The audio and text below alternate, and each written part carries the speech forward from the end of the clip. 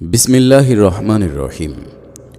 বইয়ের নাম মজবুত ঈমান, সহি এলম, নেক আমল। রচনায় অধ্যাপক গোলাম আজম। প্রকাশনায় কামিয়াব প্রকাশন লিমিটেড। পৃষ্ঠা ২৮। সহি এলম। এলম মানে কি? ইলম শব্দের আবিধানিক অর্থ জ্ঞান তথা নলেজ। কোরআন ও হাদিসে কোনো কোনো স্থানে এ সাধারণ অর্থে শব্দটি ব্যবহার করা হলেও ইসলামী পরিভাষায় এলম মানে ওহির মাধ্যমে প্রাপ্ত জ্ঞান। রাসূল সাল্লাল্লাহু আলাইহি ওয়াসাল্লাম বলেছেন, ইলম তালাশ করা ফরজ। যদি এখানে সব জ্ঞানী ফরজ বুঝায় তাহলে নবীর পক্ষেও এ ফরজ পালন করা সম্ভব নয়। এলম মানে জানার বিষয়। কোনো প্রাণী এলম ছাড়া বাঁচতে পারে না। পশু পক্ষী এবং কীট পতঙ্গেরও জ্ঞানের প্রয়োজন রয়েছে। পাখিকে উড়তে জানতে হবে, হাঁসকে সাঁতার জানতে হবে, মৌমাছির ফুল থেকে মধু সংগ্রহ করার জ্ঞান দরকার। প্রতিটি জীবকেই বেঁচে থাকার জন্য খেতে হয়। সবার খাদ্য একরকম নয়। কার খাদ্য কোনটা তা জানতেই হবে। প্রত্যেক প্রাণীরই নিজস্ব বাসস্থান প্রয়োজন। পাখি গাছে বাসা বানাতে জানে, শেয়াল মাটিতে গর্ত করে থাকার ব্যবস্থা করে। এ ব্যবস্থা করতে না জানলে তা করতে পারত না। জ্ঞান কোথা থেকে পাওয়া যায়? যিনি সকল প্রাণী সৃষ্টি করেছেন তিনি জ্ঞানের একমাত্র উৎস। মানুষ ছাড়া আর কোনো প্রাণীর কোনো আনুষ্ঠানিক শিক্ষার দরকার হয় না। তাদের জ্ঞান অর্জনের জন্য স্কুল কলেজের প্রয়োজন হয় না। আল্লাহ তাআলা সৃষ্টিগতভাবেই তাদেরকে যার যার প্রয়োজনীয় জ্ঞান দান করেন। মৌমাছিকে মৌচাকের মতো চমৎকার শিল্প রচনার শিক্ষা তিনি দিয়েছেন বলে কোরআনে উল্লেখ করেছেন এবং তা ওহির মাধ্যমে দেয়া হয়েছে বলে জানিয়েছেন। আল্লাহর কাছ থেকে প্রাপ্ত জ্ঞানকেই ওহি বলা হয়। ওহির শাব্দিক অর্থ হল ইশারা, ইঙ্গিত, গোপনে দেয়া ইত্যাদি। যার কাছে ওহি আসে সে তার চেষ্টা ছাড়াই তা পায়। স্রষ্টা গোপনে তাকে তা দেন। হাঁসের বাচ্চাকে তিনি গোপনেই সাঁতার শিক্ষা দেন। সে বিনা চেষ্টাই এ শিক্ষা পেয়ে যায়। মানুষের কেন আনুষ্ঠানিক শিক্ষার প্রয়োজন হয়? মানুষ আর সব প্রাণীর মতো নয়। আল্লাহ তাআলা মানুষকে সৃষ্টির সেরা তথা আশরাফুল মাখলুকাত হওয়ার মর্যাদা দান করেছেন। সকল প্রাণী দেহ সর্বস্ব, কিন্তু মানুষ দেহ সর্বস্ব নয়। মানুষের দেহটি আসল মানুষ নয়। মানুষের দেহটি পশুই বটে। আসল মানুষটি কোরআনের ভাষায় রূহ। মানুষের দেহটি বস্তু দিয়ে তৈরি। মানুষ যা কিছু খায় ও পান করে তাতে যেসব বস্তু উপাদান রয়েছে সেসব উপাদান দিয়েই মানুষের দেহ তৈরি হয়েছে।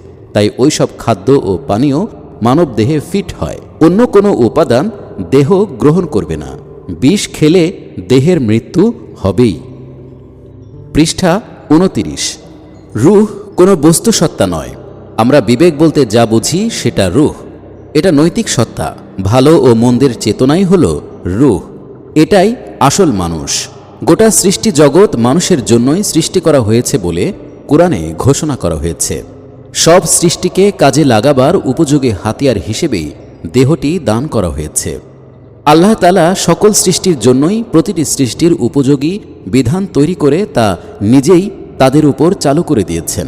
মানুষের দেহের জন্য তিনি বিধান তৈরি করে নিজেই জারি করেছেন।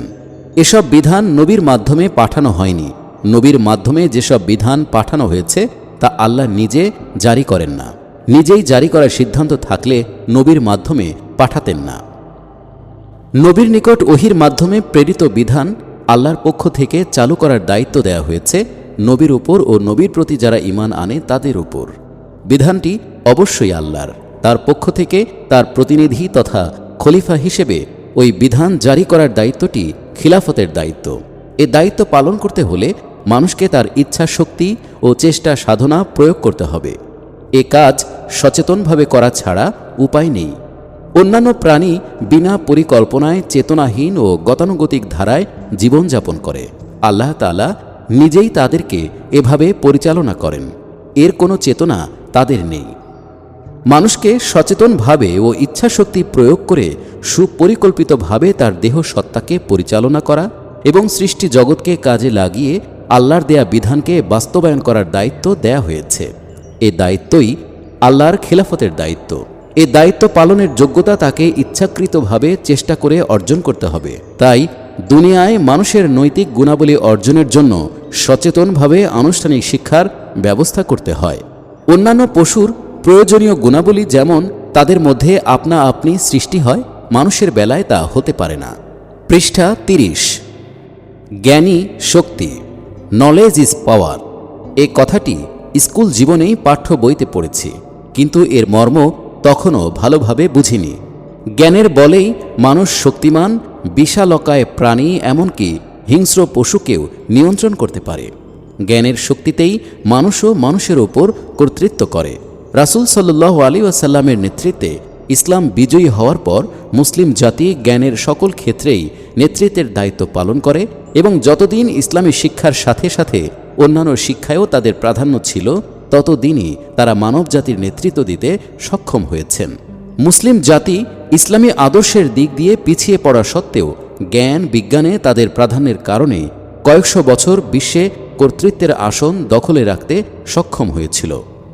কিন্তু যখন মুসলিম জাতি রাষ্ট্র ক্ষমতাকে ভোগের মাধ্যম হিসেবে গ্রহণ করল এবং জ্ঞান বিজ্ঞান ও প্রযুক্তিতে তাদের সাগরিদরাই পাশ্চাত্য মুসলিমদের থেকেও অগ্রসর হয়ে গেল, তখন তারা জ্ঞানের প্রাধান্য বলেই মুসলিম দেশগুলো দখল করে নিল।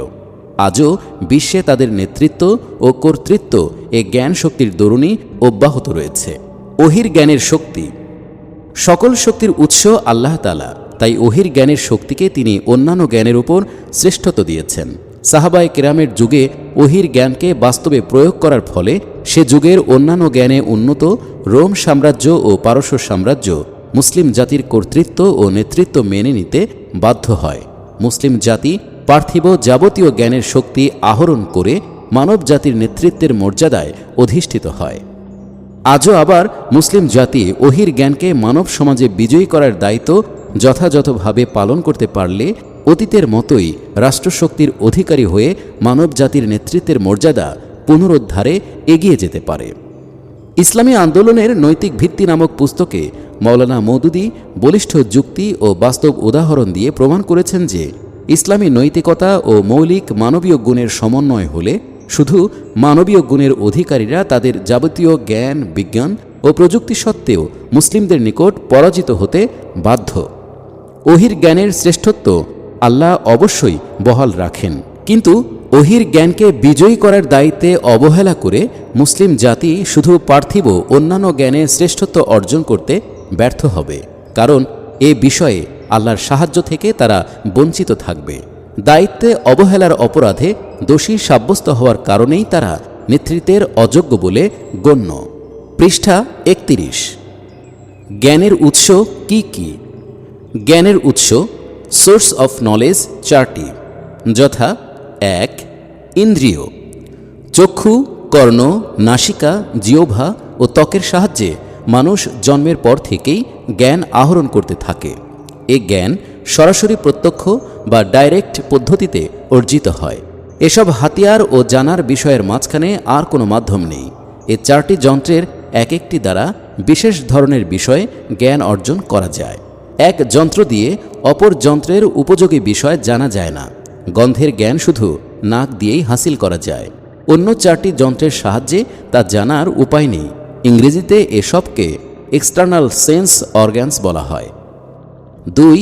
বুদ্ধি, ইন্টেলিজেন্স, আরবিতে আকল বা শুউর। মানুষ বুদ্ধির মাধ্যমেই সবচেয়ে বেশি পরিমাণে জ্ঞান আহরণ করে থাকে। জ্ঞানের রাজ্যে বিচরণের জন্য বুদ্ধি সবচেয়ে শক্তিশালী হাতিয়ার। ইন্দ্রিয় দ্বারা যতটুকু জানা যায়, এরপর বুদ্ধি মানুষকে জ্ঞানের ময়দানে আরও এগিয়ে দেয়। চোখ দিয়ে কোথাও ধোঁয়া দেখা গেল, বুদ্ধি বলে উঠল আগুন লেগেছে। চোখ কিন্তু আগুন তখনও দেখেনি। বুদ্ধি জানে যে আগুন লাগলেই ধোঁয়া হয়। কার্যকারণের যুক্তি বুঝবার ও বিশ্লেষণ করার শক্তিকেই বুদ্ধি বলে। এ শক্তি বলেই মানুষ জ্ঞানের মহাসমুদ্র থেকে জ্ঞান ভাণ্ডার আহরণ করে। গবেষণা ও জ্ঞান সাধনার প্রধান হাতিয়ারই বুদ্ধি। এ শক্তি বলেই বিজ্ঞান ও প্রযুক্তিতে মানুষ দ্রুত এগিয়ে চলছে। সৃষ্টি জগৎকে জানা এবং তাকে কাজে লাগাবার যোগ্যতা অর্জন করা বুদ্ধির সাহায্যেই সম্ভব হয়। 3. ইলহাম। এটা বুদ্ধির ঊর্ধ্বের এক বিশেষ উৎস। যারা যে বিষয়েই চিন্তা ভাবনা গবেষণা ও সাধনায় গভীরভাবে আত্মনিয়োগ করেন, কখনো কখনো হঠাৎ কোনো জ্ঞান তাদের বুদ্ধির নিকট এসে ধরা দেয়। হয়তো দীর্ঘদিন বুদ্ধি প্রয়োগ করেও কোনো তত্ত্ব আয়ত্ত করতে সক্ষম হচ্ছিলেন না, হঠাৎ ওই তত্ত্বটি তার জ্ঞানে এসে গেল। এ ধরনের জ্ঞানকেই ইলহামি জ্ঞান বলা হয়। এর বাংলা পরিভাষা প্রজ্ঞা হতে পারে।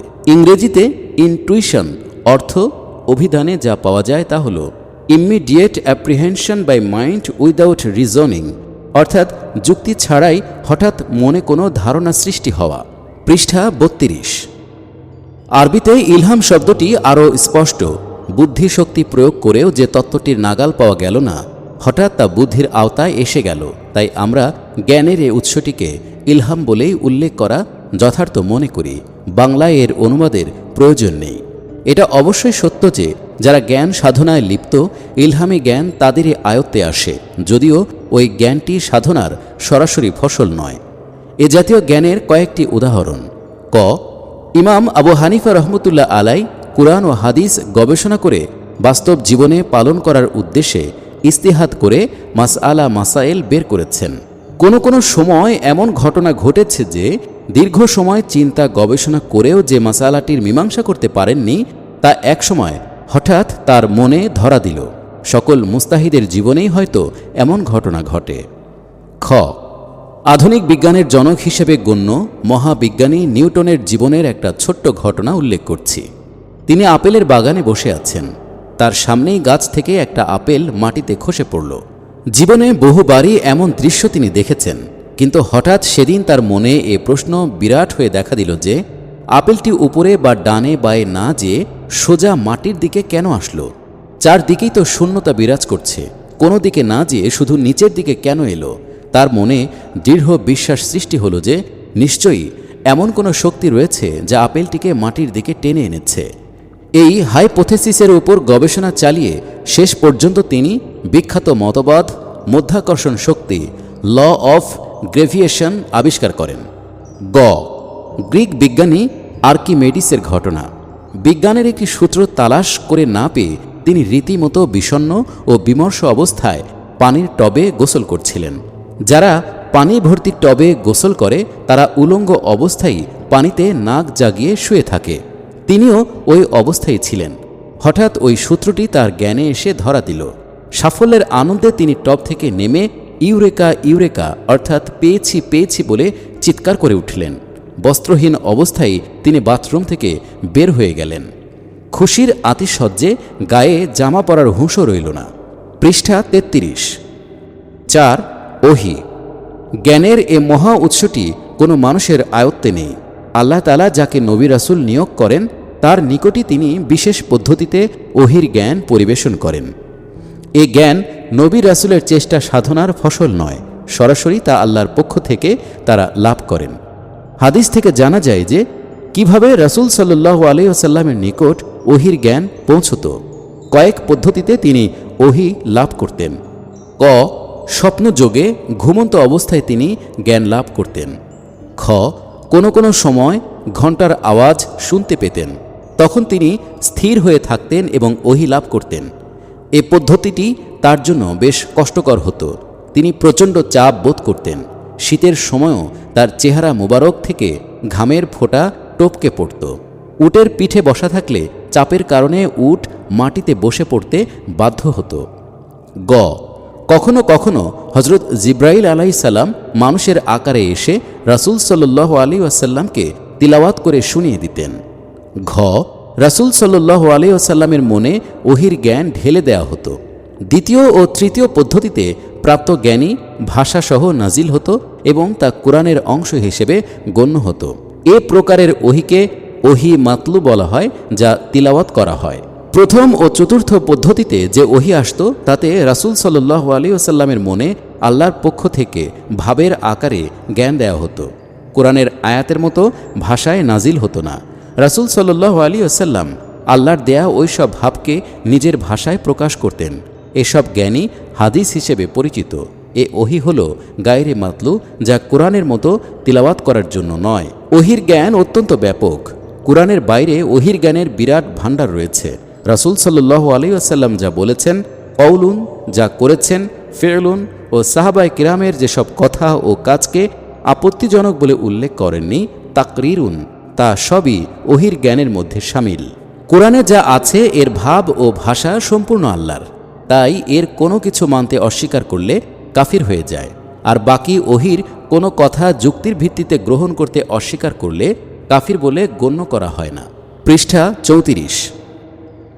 রাসূল সাল্লাল্লাহু আলাইহি ওয়াসাল্লামের কথা, কাজ ও অনুমোদনকে হাদিস বলা হয়। হাদিস থেকে মুহাদ্দিসগণ ও ফকিহগণ যা সুন্নাহ হিসেবে সাব্যস্ত করেছেন তা কুরআনেরই বাস্তব ব্যাখ্যা। কুরআন ও সুন্নাহ মিলেই ইসলাম। যারা সুন্নাহকে অস্বীকার করে তারা মুসলিম হিসেবে গণ্য নয়। সহিহ ইলমের গুরুত্ব। সকল জ্ঞানই বিশুদ্ধ বা খাঁটি নয়। নির্ভুল জ্ঞানকেই আরবিতে সহি বলা হয়। যেমন বুখারী শরীফের নাম সহিহ আল বুখারী। জ্ঞান ছাড়া এক মুহূর্ত চলে না। যাই করা হোক সে বিষয়ে জ্ঞান ছাড়া তা করা সম্ভব নয়। কর্মের পেছনে জ্ঞানই চালিকা শক্তি। কিন্তু জ্ঞান যদি নির্ভুল না হয় তাহলে কর্মের উদ্দেশ্যই ব্যর্থ হতে বাধ্য। শুধু তাই নয়, সহি জ্ঞান না থাকলে জীবনই বিপন্ন হতে পারে। গাড়ির ড্রাইভার যদি সঠিক জ্ঞানের অধিকারী না হয় তাহলে অ্যাক্সিডেন্ট করে গাড়ি ধ্বংসের সাথে সাথে নিজের জীবনও হারাতে পারে। তাই সব বিষয়েই যা সঠিক জ্ঞান তা অর্জন করতে হবে। ভুল জ্ঞান মারাত্মক। এ বিষয়ে একটি উদাহরণই যথেষ্ট। সকল মানুষই সুখ শান্তি চায়। এমন একজন মানুষও পাওয়া যাবে না যে সুখ শান্তি পছন্দ করে না। যে যাই করে নিজের মঙ্গলের উদ্দেশ্যেই করে। এমনকি যে আত্মহত্যা করে সেও সুখ শান্তি পাওয়ার নিয়তেই করে। সে মনে করে যে তার বেঁচে থাকার চেয়ে মরে যাওয়াই বেশি ভালো। এ বিষয়ে তার নিয়ত যতই সহি হোক তার জ্ঞান মোটেই সহি নয়। দুনিয়ায় সবাই সুখ শান্তি চায় এবং যা কিছু সে করে এ উদ্দেশ্যেই করে। অথচ কজন সত্যিকার অর্থে সুখ শান্তি ভোগ করে? সুখ শান্তি পাওয়ার নিয়তেই সন্ত্রাস, চাঁদাবাজি, চুরি ডাকাতি, ধর্ষণ, খুন ইত্যাদি করে এবং পরিণামে দুনিয়াতেই চরম অশান্তি ভোগ করে। এর একমাত্র কারণই হল সহি জ্ঞানের অভাব। কোনো মেশিন যে বানায় সেই এর সঠিক ব্যবহারের সহি জ্ঞান রাখে। তাই ওই মেশিন কিভাবে ব্যবহার করতে হবে তা স্পষ্ট ভাষায় ছবি এঁকে লিখে দেয়। ওই নিয়মে ব্যবহার করলেই মেশিন ব্যবহারের উদ্দেশ্য সফল হবে। ওই সহি জ্ঞানের বদলে যদি ভুল নিয়মে ব্যবহার করে তাহলে মেশিনই বিনষ্ট হয়ে যেতে পারে। আল্লাহ তাআলা মানুষ ও বিশ্বজগৎ সৃষ্টি করেছেন। মানুষকে তার নিজের দেহ ও দুনিয়ার যাবতীয় বস্তু ভাবে ব্যবহার করতে হবে সে বিষয়ে নবী রাসূলের মাধ্যমে সহি জ্ঞান দিয়েছেন। এজন্য প্রথম মানুষটিকে নবী হিসেবে দুনিয়ায় পাঠিয়েছেন যাতে সহি জ্ঞানের অভাবে কেউ বিপদে না পড়ে। পৃষ্ঠা 35। আধুনিক বিশ্বে যারা নিজ দেশের বা মানব জাতির নেতৃত্ব দিচ্ছেন তারা ডিভাইন গাইডেন্সের কোনো প্রয়োজনই বোধ করেন না। তারা মেধা, বাস্তব অভিজ্ঞতা ও ইতিহাসের শিক্ষাকেই যথেষ্ট মনে করেন। তাই তারা মানব সমাজকে সুখ শান্তি দেবার সহি নিয়ত থাকা সত্ত্বেও চরম অশান্তি ভোগ করতে বাধ্য করছেন। সূরা রুমের 41 নং আয়াতে আল্লাহ বলেন, জহরাল ফাসাদু ফিল বাররি ওয়াল বাহরি বিমা কাসাবাত আইদিন নাস। জলে স্থলে যে অশান্তি ও বিশৃঙ্খলা বিরাজ করছে তা মানুষের দু হাতের কামাই। আল্লাহ তাআলা বলতে চান যে অশান্তি ও বিপর্যয় তিনি জোর করে মানব সমাজের উপর চাপিয়ে দেননি। মানুষ নিজেরাই নিজেদের মন গড়া ভ্রান্ত জ্ঞানের কারণে অশান্তি ভোগ করতে বাধ্য হচ্ছে। সহি ইলমের উৎস। উপরে যে 4টি জ্ঞানের উৎস সম্পর্কে আলোচনা করা হয়েছে এসবের মধ্যে একমাত্র ওহির জ্ঞানকেই নিশ্চিত রূপে সহি মনে করতে হবে। অন্য 3টি উৎস থেকে প্রাপ্ত জ্ঞান শুদ্ধও হতে পারে, অশুদ্ধও হতে পারে। তাই ওহির জ্ঞানের কোষ্টি পাথরে যাচাই করেই অন্যান্য উৎস থেকে প্রাপ্ত জ্ঞান সহি কিনা সে সিদ্ধান্ত নিতে হবে। বিশ্বের জ্ঞান ভাণ্ডার বিশাল ও ব্যাপক। যুগে যুগে বহু মনীষীর আহরিত জ্ঞান ওই মহাভাণ্ডারে সংরক্ষিত আছে। কোনো জ্ঞান অমুসলিম মনীষীর চিন্তার ফসল হলেও ওহির কোষ্টি পাথরে যাচাই না করে তা পরিত্যাগ করা মোটেই উচিত নয়। আর মুসলিম কোনো মনীষীর মাধ্যমে প্রাপ্ত জ্ঞানকেও ওহির মানদণ্ডে যাচাই না করে সহি বলে গ্রহণ করা উচিত নয়। তাই মানব জাতির মধ্যে প্রতিটি দেশেই ওহির জ্ঞানে সমৃদ্ধ একদল মানুষ সকল যুগেই গড়ে তোলা প্রয়োজন। বিশেষ করে যারা নেতৃত্বের দায়িত্ব পালন করবে তারা ওহির জ্ঞানে আলোকিত না হলে মানব সমাজের কেমন দুর্দশা হয় তা আধুনিক বিশ্বে বাস্তবে প্রমাণিত। কোন ইলম তালাশ করা ফরজ? রাসূল সাল্লাল্লাহু আলাইহি ওয়াসাল্লাম ইরশাদ করেন, তলাবুল ইলমি ফারিদাতুন আলা কুল্লি মুসলিমিন। প্রত্যেক মুসলিম নর নারীর উপর এলম তালাশ করা ফরজ। পৃষ্ঠা ৩৬। এখানে এলম দ্বারা একমাত্র ওহির এলম বুঝতে হবে। দুনিয়ার সকল এলম হাসিলের চেষ্টা করা ফরজ হতে পারে না। কোনো অসম্ভব কাজের দায়িত্ব রাসূল সাল্লাল্লাহু আলাইহি ওয়াসাল্লাম মানুষের উপর চাপাতে পারেন না, কারণ তিনি আল্লাহর পক্ষ থেকেই ওহির জ্ঞানে পরিচালিত। আগেই বলেছি, কুরআন ও হাদিসের পরিভাষা হিসেবে এলম মানেই ওহির এলম। এলম কতটুকু ফরজ? ফরজ মানে অবশ্য পালনীয়, যা পালন না করলে আল্লাহ শাস্তি দেবেন। তাহলে প্রশ্ন জাগে যে ওহির এলম তো বিশাল ও ব্যাপক। ৩০ পারা কুরআন এবং লক্ষ লক্ষ হাদিস সবই তো ওহির এলম। যদি এ ইলমের সবটুকু অর্জন করা ফরজ হয়, তাহলে রাসূল সাল্লাল্লাহু আলাইহি ওয়াসাল্লাম ছাড়া আর কারো পক্ষে তা সম্ভব নয়। তাহলে নিশ্চয়ই ওহির সবটুকু এলমই তালাশ করা ফরজ হতে পারে না।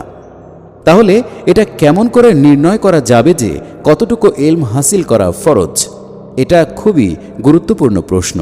এই প্রশ্নের সঠিক জবাব না জানলে মুসলিম হিসেবে সঠিকভাবে জীবনযাপন করা একেবারেই অসম্ভব। একটি বাস্তব উদাহরণ দিলে এ প্রশ্নের সঠিক জবাব সহজেই বুঝে আসবে। যার উপর হজ জাকাত ফরজ নয়, তার ওই বিষয়ে জানা আবশ্যক নয়। যার উপর জাকাত ফরজ, তাকে এই দায়িত্ব পালন করতে হলে ওহির এলম থেকে জানতে হবে যে কোন কোন সম্পদের কি পরিমাণের মালিক হলে জাকাত ফরজ হয় এবং এর হিসাব কিভাবে করতে হয়, কত মালের কত পরিমাণ জাকাত আদায় করতে হয় এবং কোন কোন খাতে জাকাত খরচ করলে ফরজটি সঠিকভাবে আদায় হবে। যার উপর জাকাত ফরজ নয়, তার এসব বিষয় জানা জরুরি নয়। একটি মাত্র উদাহরণ থেকে ওই প্রশ্নের সহি জবাব পাওয়া যায়। জবাবটি তাহলে এভাবে প্রকাশ করলে বুঝতে সহজ হবে। যার উপর যে দায়িত্ব পালন করা ফরজ, সে দায়িত্ব সঠিকভাবে পালনের প্রয়োজনে ওহির যতটুকু এলম জানা জরুরি, ততটুকু এলম অর্জনই ফরজ। এই দায়িত্ব বলতে শুধু ধর্মীয় বিষয় বোঝায় না। মানুষ হিসেবে দুনিয়ায় জীবনযাপন করতে হলে যত রকম দায়িত্ব পালন করতে হয়, সে সবই এর আওতায় পড়ে। কেননা মুমিনের জীবনে দুনিয়াদারি ও দিনদারিতে কোনো পার্থক্য নেই। আল্লাহর হুকুম ও রাসূল সাল্লাল্লাহু আলাইহি ওয়াসাল্লামের তরিকা অনুযায়ী যে কাজ করা হয় তাই দিনদারি। আয় রোজগার, ব্যবসা বাণিজ্য, বিয়ে শাদী ইত্যাদি দায়িত্ব শরীয়ত মোতাবেক করাও দিনদারি। লোক দেখাবার উদ্দেশ্যে লাখ টাকার পশু কুরবানি দিলে বা নিজের নামে আলহাজ লেখার নিয়তে হজ করলে তা দুনিয়াদারিতে পরিণত হয়। দানশীল হিসেবে সুনামের উদ্দেশ্যে দান খয়রাত করার পুরস্কার আখিরাতে পাবে না এবং বীর ও বাহাদুর হিসেবে খ্যাতি লাভের জন্য জিহাদের ময়দানে শহীদ হলেও দোজখে যেতে হবে বলে রাসূল সাল্লাল্লাহু আলাইহি ওয়াসাল্লাম বলেছেন। পৃষ্ঠা ৩৭। মুমিনের দু দফা ঘোষণা। আসলে মুমিন ও মুসলিম ওই লোককেই বলা হয়েছে যে আল্লাহর হুকুম ও রাসূলের তরিকা অনুযায়ী জীবনযাপন করার সিদ্ধান্ত নিয়েছে।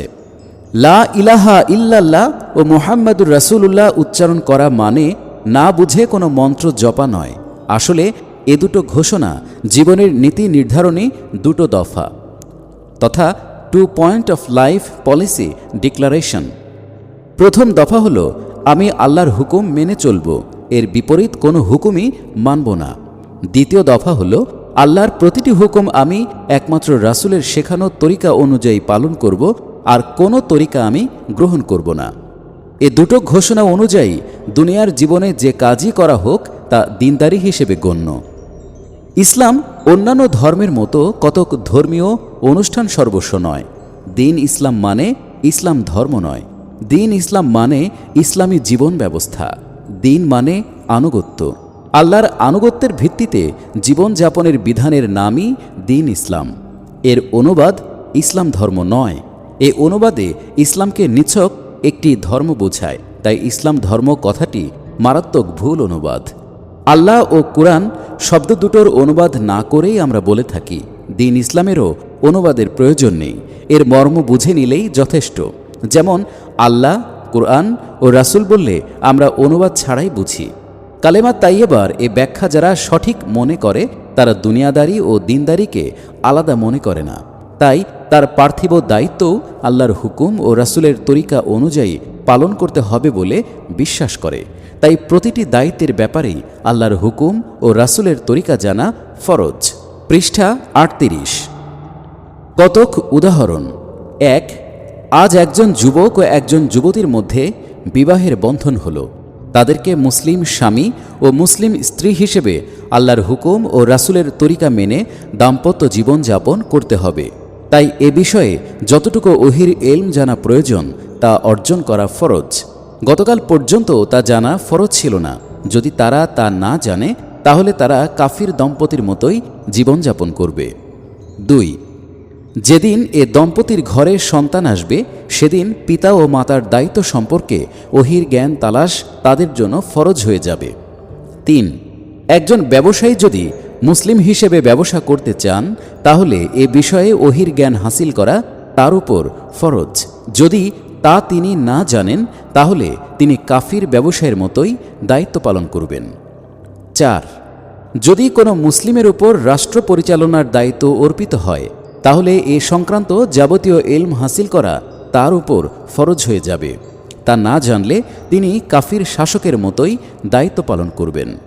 তিনি নিজেকে ধর্মনিরপেক্ষ বলে দাবি করুন আর নাই করুন, বাস্তবে তিনি মুসলিম শাসক হিসেবে রাষ্ট্র পরিচালনা করতে সক্ষম হবেন না। 5, যদি কোনো মুসলিম ব্যক্তি বিচারকের আসনে বসেন তাহলে তাকে বিচার সম্পর্কে শরিয়তের যাবতীয় বিধান আয়ত্ত করতে হবে। তা না হলে কাফির বিচারকের মতো তাকে দায়িত্ব পালন করতে হবে। বিচারকের আইন রচনার ক্ষমতা নেই। দেশের প্রচলিত আইন অনুযায়ী তাকে এ দায়িত্ব পালন করতে হয়। এ সত্ত্বেও ন্যায় বিচারের দায়িত্ব পালনের জন্য শরিয়তের বিধান তাকে জানতে হবে এবং যথাসাধ্য তা প্রয়োগ করতে হবে। নফল ইলমের মর্যাদা কি? যার উপর যাকাত ফরজ নয় তার জন্য তো ওই বিষয়ে ওহির ইলম তালাশ করা ফরজ নয়, কিন্তু সে যদি তা অর্জন করে তাহলে তা নফল হিসেবেই গণ্য হবে। এখন প্রশ্ন হল, নফল ইলম হাসিলের মর্যাদা কতটুকু? তেমনিভাবে যে এখনও বিয়ে করেনি সে যদি দাম্পত্য জীবন সম্পর্কে ওহির ইলম অর্জন করে তাহলে এ কাজ কি বেহুদা বা ফালতু কাজ বলে গণ্য হবে? যার উপর রাষ্ট্র পরিচালনার দায়িত্ব নেই সে যদি এ বিষয়ে ইলম অর্জন করে তাহলে এটাকে কি বেগার শ্রম মনে করা হবে? পৃষ্ঠা 39। তাদারুসুল ইলমি সাআতাম মিনাল লাইলি খায়রুম মিন ইহইয়ানিহা। রাতের কিছু সময় ইলম চর্চা করা অর্থাৎ শেখানো ও শেখা সারা রাত জেগে অন্য নফল ইবাদতে থাকার চেয়ে শ্রেষ্ঠ। এ হাদিস থেকে জানা গেল যে সকল নফল ইবাদতের মধ্যে নফল ইলম চর্চা করা শ্রেষ্ঠ ইবাদত। এ কারণেই যে আলেম নয় শুধু আবেদ তার তুলনায় আলেমের শ্রেষ্ঠত্ব হাদিসে চমৎকার ভাষায় বর্ণনা করা হয়েছে। যে দিনের ইলম হাসিল করেনি বটে কিন্তু প্রচুর নফল ইবাদত করে সে ব্যক্তির চেয়ে একজন আলেম শ্রেষ্ঠ, যদিও তিনি এত নফল ইবাদত হয়তো করেন না। এর দ্বারা সকল নফল ইবাদতের মধ্যে নফল ইলম চর্চার মর্যাদা অনেক বেশি বলে প্রমাণিত হয়। এ বিষয়ে 3টি হাদিসই যথেষ্ট। রাসূল সাল্লাল্লাহু আলাইহি ওয়াসাল্লাম ইরশাদ করেন, ফাদলুল আলিমি আলাল আবিদি কাফাদলি আলা আদনাকুম। আবেদের ওপর আলেমের তেমনই শ্রেষ্ঠত্ব যেমন তোমাদের একজন সাধারণ লোকের উপর আমার মর্যাদা। ওয়া ইন্না ফাদলাল আলিমি আলাল আবিদি কাফাদলিল কমারি ফি লাইলাতিল বদরি আলা সাইরিল কাওয়াকিব। আবেদের উপর আলেমের তেমনই শ্রেষ্ঠত্ব যেমন সকল তারকার উপর পূর্ণিমার চাঁদের শ্রেষ্ঠত্ব। ফাকিয়াতু ওয়াহিদুন আশাদ্দু আলাশ শাইতানি মিন আলফি আবিদ। শয়তানের উপর একজন ফকিহ ইসলামী বিধানে জ্ঞানী ব্যক্তি 1000 আবেদের চেয়েও শক্তিমান। ওহির ইলমের এ মর্যাদার কারণেই প্রত্যেক শিক্ষিত মুসলিমের জন্য ইসলামের জ্ঞান অর্জনের সকল সুযোগ গ্রহণ করা উচিত। যদি সব সময় ইসলামী সাহিত্য সঙ্গে রাখা হয় তাহলে সুযোগ পেলেই তা থেকে ইলম হাসিল করা যায়, আর সুযোগ তো পাওয়াই যায়। 1, কারো সাথে দেখা করতে গেলে কোনো কারণে কিছুক্ষণ অপেক্ষায় থাকতে হলে সময় পাওয়া যায়। জিকির করে বা দরুদ পড়েও এর সময়টা কাটানো যায়, কিন্তু ইলম হাসিল করার মর্যাদা অনেক বেশি। 2, জলপথে, সড়ক পথে ও বিমানে প্রচুর সময় বেকার কেটে যায়। সাথে ইসলামী বই থাকলে সময়টা শ্রেষ্ঠ কাজে লাগানো যায়। পৃষ্ঠা 40। 3, শহরের যানজটে পড়লে দীর্ঘ সময় নষ্ট হয়ে যায়, সাথে ইসলামী সাহিত্য থাকলে সময়টা সেরা কাজে ব্যয় হতে পারে। 4, বিছানার পাশে ইসলামী বই থাকলে ঘুম আসবার আগে কিছু এলম হাসিল করা যায়। 5, বই সাথে থাকলে কোথাও লাইনে দাঁড়িয়ে থাকার সময়টাকেও অপচয় থেকে বাঁচানো যায়। পার্থিব অন্যান্য জ্ঞানের কোনো শরীয়ী মর্যাদা আছে কি? কৃষিবিদ্যা, চিকিৎসাবিদ্যা, প্রকৌশলবিদ্যা ইত্যাদি জ্ঞান ওহির এলম নয় বটে, কিন্তু এসবের কোনো মর্যাদা ইসলামী দৃষ্টিতে আছে কি না, এসব বিদ্যার প্রয়োজনীয়তা তো স্বীকার করতেই হবে। তবে এসব বিদ্যা অর্জন করাটা কি নিছক দুনিয়াদারি ব্যাপার? এসবের কি কোনো শরীয়ী মর্যাদা আছে? একটি হাদিস থেকে এ বিষয়ে আমরা এর সঠিক জবাব জানতে পারি। তলাবু কাসবিল হালালি ফারিদাতুন বা'দাল ফারিদা, অন্য সব ফরজের পর হালাল রুজি তালাশ করাও ফরজ। এ হাদিস থেকে জানা গেল যে হালাল উপায়ে রোজগারের চেষ্টা করা ফরজ। তাহলে আয় রোজগারের উদ্দেশ্যে কোনো না কোনো পেশা অবশ্যই অবলম্বন করতে হবে। যে পেশাই গ্রহণ করা হোক, এর জন্য নির্দিষ্ট বিদ্যা অর্জন করতেই হবে। ডাক্তারি পেশা গ্রহণ করলে তাকে ডাক্তারি বিদ্যা শিক্ষা করতেই হবে। চিকিৎসা করে রোগীদের নিকট থেকে টাকা নিয়েই যারা রুজি জোগাড় করে, তারা যদি চিকিৎসা বিদ্যা ভালোভাবে আয়ত্ত না করে, যে বিষয়ে বিশেষজ্ঞ নন সে বিষয়েও প্রেসক্রিপশন লিখে রোগীর সাথে প্রতারণা করে, তাহলে তার আয় হালাল হবে না। তাই তার আয় হালাল করার প্রয়োজনেই তাকে ওই বিদ্যা যথাযথভাবে অর্জন করতে হবে। ডাক্তারি বিদ্যা না শিখেই হাতুড়ে চিকিৎসকরা যে আয় করে তা কি হালাল হতে পারে? তাহলে একথা প্রমাণিত হলো যে হালাল রোজগারের চেষ্টা করা ফরজ এবং রুজি হালাল করার প্রয়োজনে পেশাগত বিদ্যা যথাযথ শিক্ষা করা জরুরি। সুতরাং পার্থিব সব বিদ্যা অর্জন করা সরাসরি ফরজ নয় বটে, কিন্তু পরোক্ষভাবে তাও ফরজের মর্যাদার অধিকারী। পৃষ্ঠা 41। যিনি শিক্ষকতাকে পেশা হিসেবে গ্রহণ করেছেন, তার রুজিকে হালাল করতে হলে তাকে তার বিষয়ের যথাযথ জ্ঞান অর্জনের সাথে সাথে তাকে পাঠদানের বিদ্যাও আয়ত্ত করতে হবে। যে শিক্ষকের ক্লাসে ছাত্ররা পাঠদানে সন্তুষ্ট নয়, তার বেতন হালাল হবে কি? যে শিক্ষক যোগ্যতার সাথে পড়ান, ছাত্ররা তাকে অত্যন্ত শ্রদ্ধা করে। ছাত্রদের মন্তব্য থেকেই জানা যায় যে কে ভালো শিক্ষক আর কে ভালো নয়। এভাবেই আমরা পেশাগত বিদ্যার শরঈ মূল্যায়ন করতে পারি। শখের বিদ্যার মর্যাদা কি? পেশার অতিরিক্ত কোনো বিদ্যা শখ করে কেউ কেউ শিখে থাকে, যেমন হস্তরেখা বিদ্যা, জ্যোতির্বিদ্যা, ভাস্কর্য ও চিত্রাঙ্কন বিদ্যা, জাদুবিদ্যা, গার্ডেনিং ইত্যাদি। মানব সমাজের জন্য কল্যাণকর যে কোনো বিদ্যাই শিক্ষা করা যেতে পারে। পেশাগত বিদ্যা তো রুজি রোজগারের জন্য শিখতেই হয়। কেউ শৌখিন হয়ে অন্য কোনো বিদ্যা শিখলে শরিয়াতে কোনো আপত্তি আছে কি না? এ বিষয়ে নীতিগত কথা হলো, যে পেশা গ্রহণ করা হালাল নয়, সেই পেশাগত বিদ্যা অর্জন করাও জায়েজ নয়। হস্তরেখা বিদ্যা শিখে তা পেশা হিসেবে গ্রহণ করা জায়েজ নয়। এ দ্বারা মানুষের কোনো কল্যাণ হয় না, বরং হস্তরেখা দেখে কারো কিসমত বা আয়ু সম্পর্কে মতামত দেয়া প্রতারণা মাত্র। এটা কোনো নিশ্চিত বিষয় নয়। এ মতামত দ্বারা কারো কল্যাণ হবার কারণ নেই। এ বিষয়ে বিস্তর মত পার্থক্যের সুযোগ আছে। মানুষের রুচি বিচিত্র, তাই এসব নিয়ে বিতর্ক করে লাভ নেই। জাদুকরের শিল্প বা হাতের সাফাই মানুষকে নির্মল আনন্দ দান করে। এর মধ্যে অশ্লীলতা না থাকারই কথা। বিনোদন হিসেবে তা দেখা যায়, কিন্তু এটাকে পেশা হিসেবে গ্রহণ করা হালাল কিনা তা চিন্তা ভাবনার বিষয়।